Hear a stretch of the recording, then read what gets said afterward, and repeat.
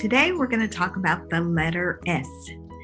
Mostly when you hear the letter S in the bankruptcy world, you think about schedules and statements.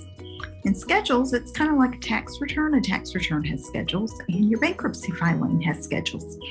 They are your schedules of assets and liabilities, so what you own and what you owe.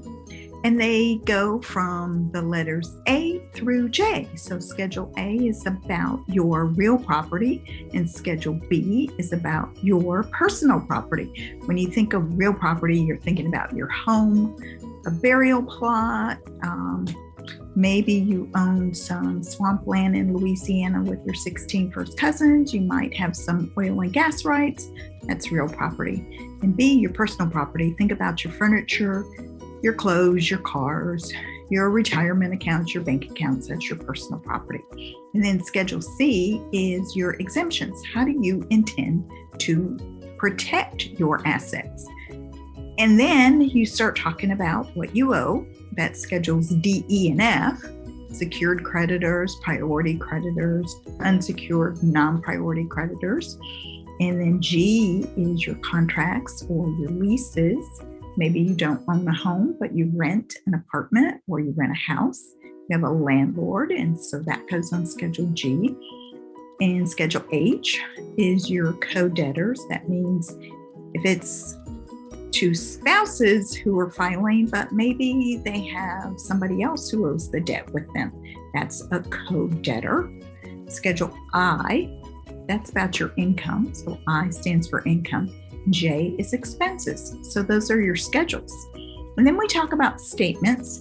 Statement of financial affairs, also known as the SOFA. Not really talking about the couch that's in your house, but that's the form of what's been going on in the last 2 or 3 years in your life, income-wise. Maybe there's been some lawsuits or repossessions or foreclosures. What creditors have you been paying in the last 90 days? Have you paid a debt consolidation company? All that goes on the statement of financial affairs. Do you have a safe deposit box? Do you have a storage unit? Then there's the statement of current monthly income. We call that a statement of not necessarily current, not necessarily monthly, and not necessarily income. That is the means test form. In a Chapter 7 filing, you also have a statement of intentions.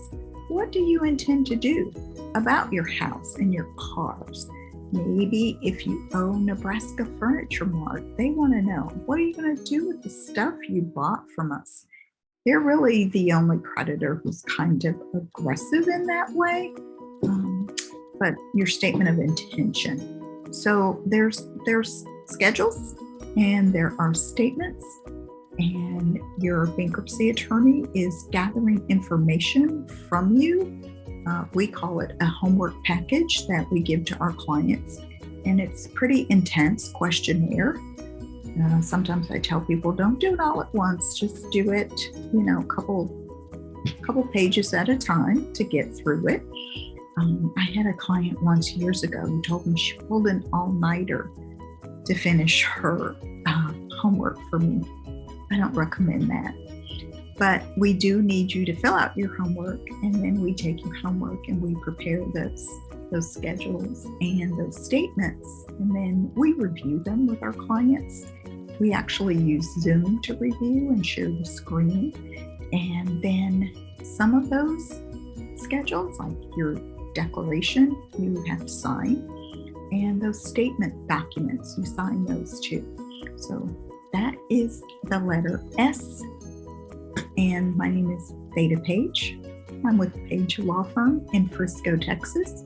I'm the reconstructionist. I help people who are going through difficult situations reconstruct their lives.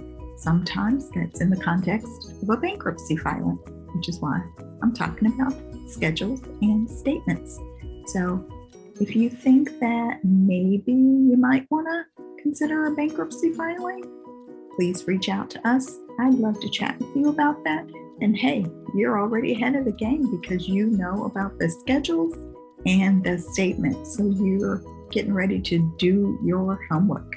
All right, thanks for stopping by. If this video has been helpful to you, please feel free to share it with someone. And if you aren't already a subscriber, definitely subscribe and turn on the notification bell so that you can get a notification when we put a video out here for you.